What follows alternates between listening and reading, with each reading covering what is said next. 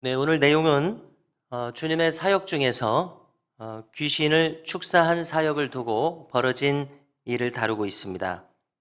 이번에는 주님께서 한 말 못하게 하는 귀신을 쫓아내셨다고 기록합니다.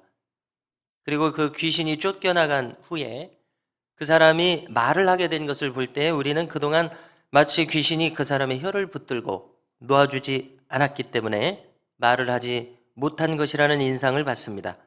아무튼 무리들이 이 사건을 보고 크게 놀랐습니다. 우리가 이제 15절을 볼 때 마태복음에서 같은 내용이 나타나는데 마태복음을 보니까 바리새인들이 말을 합니다.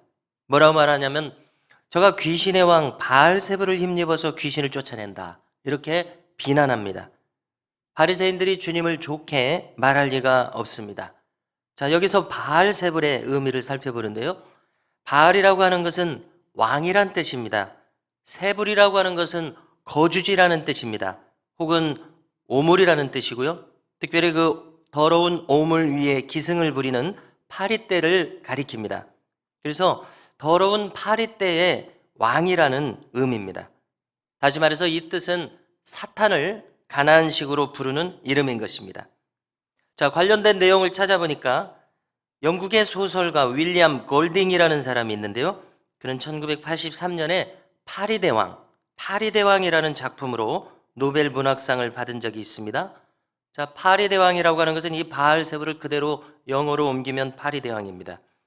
자, 그래서 이 소설은 어떤 내용인가 하면 무인도에 이제 10대 소년들이 표류를 했습니다. 그런데 그 소년들이 무인도에서 함께 지내다가 점점 사악해져 가는 모습을 그립니다. 다시 말해서 인간이 타락해가는 과정을 그린 소설입니다. 파리대왕이라는 의미가 이 소설의 내용으로 반영되어 있는 것을 알 수가 있습니다.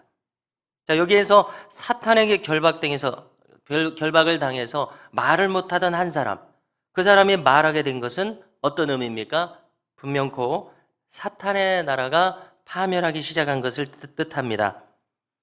이렇게 분명한 증거가 있음에도 불구하고 분명한 증거란 무엇입니까? 사탄의 나라가 이제 이 사람에게서 사탄이 떠나가서 말을 하게 됐으니까 사탄의 나라가 파괴된 것 아닙니까? 이런 분명한 증거가 있음에도 불구하고 바리새인들의 마음이 삐뚤어져서 주님을 비난하고 있는 것을 우리가 읽었습니다.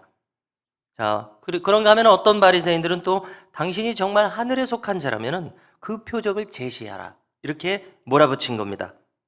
자, 이 바리새인들의 성향은 어떤 성향을 가졌습니까? 만약에 주님께서 또 다른 표적을 보여주셨다고 하더라도 그때 가서 또 딴소리 할 사람들인 것을 우리가 느끼게 됩니다. 애초에 주님을 불신하기로 작정한 자들이기 때문에 그렇습니다. 그래서 주님은 이렇게 오늘 말씀하시기를, 자, 어떤 나라에 만약에 내분이 일어났다면 그 나라는 망할 수밖에 없지 않겠느냐? 내가 사탄에게 속해서 사탄의 힘으로 사탄의 나라를 지금 무너뜨렸다면 사탄이 좋아할 리가 있겠느냐? 사탄의 나라가 설 수가 있겠느냐? 이렇게 반문하신 것입니다. 그리고 이어서 19절에 또 하나를 덧붙이시기를, 여기 19절에 보면은 너의 아들들, 이 말이 나옵니다. 자, 여기서 너라는 것은 바리새인들이죠. 바리새인의 아들들은 누구를 가리키겠습니까? 바리새인들의 학생들을 가리킬 것입니다. 그들의 수련생 혹은 후배들, 후진들을 가리킬 것입니다. 자, 그들도 축사 사역을 했던 모양입니다. 가능성이 있습니다. 왜냐하면은 바리새인들도 성경을 다루고 영혼을 다루는 사람들입니다. 그렇기 때문에 귀신에 사로잡힌 사람을 쫓아내 주고자 하는 마음을 그들도 가졌을 것입니다. 바리새인들의 사역 중에 일부 축사 사역을 하는 사람들이 있었던가 봅니다. 그래서 주님이 반문하시는 겁니다. 자, 그렇다면은 너희들의 수련생들도 사탄의 힘을 빌어서 귀신을 쫓아내는 것이냐? 이렇게 반문한 것입니다. 너희들의 수련생이 이 일의 재판관이 될지라, 이렇게 말씀하신 것입니다. 여러분, 당연히 바리새인들이 무슨 할 말이 있겠습니까? 자기들의 수련생들도 하고 있는데요. 할 말이 없죠. 자, 그리고 이제 이어서 20절에서 보다 중요한 말씀을 하십니다. 자, 보아라. 만일 내가 하나님의 힘으로써 귀신을 쫓아냈다면 말이다. 지금 무슨 일이 일어나고 있는 것인가? 그것은 바로 하나님의 나라가 이미 너희에게 임한 것이니라. 이렇게 말씀하십니다. 하나님의 나라의 사역이 지금 이루어지고 있다고 다시 한번 강조해서 말씀하신 것입니다. 자, 그리고 또 말씀하시기를 만일 여기 이 무력으로서 무장한 아주 강한 사람이 있다고 가정을 하십니다. 그러면 그 사람은 자신의 무력으로서 자기의 소유를 안전하게 지키고 있습니다. 자, 그런데 전쟁 상황에서는 더 강한 자가 와가지고 그 사람을 굴복시킵니다. 그의 무장을 빼앗습니다. 그 다음 단계로 어떻게 합니까? 그의 재산을 탈취해서 그것을 자기 부하들에게 다 나눠줘 버립니다. 자, 이것이 바로 이 더 강한 자가 와서 이렇게 하는 것은 바로 주님 자신을 가리키는 말입니다. 지금 주님께서는 사탄의 나라를 무너뜨리고 있다는 것을 이렇게 말씀하신 것입니다.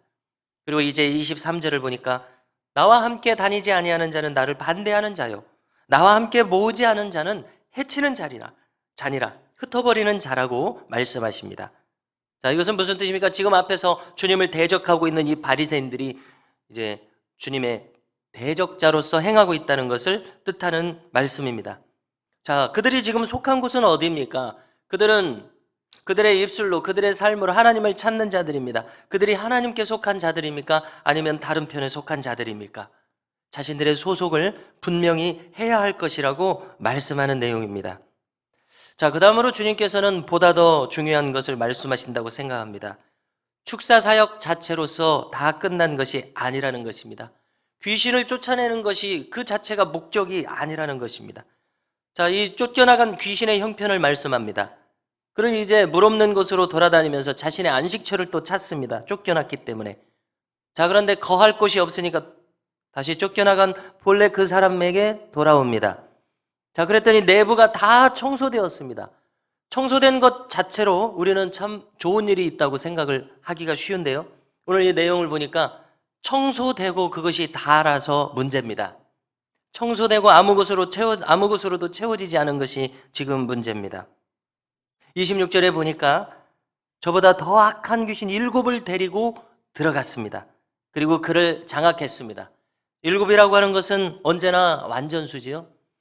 자, 이 빈집으로 묘사된 이 사람이 이 7 귀신을 받아들임으로써 들어온 것을 우리는 여기서 간파해야 되겠습니다. 자기가 허용했기 때문에 귀신이 들어온 것을 우리는 간파해야 하겠습니다.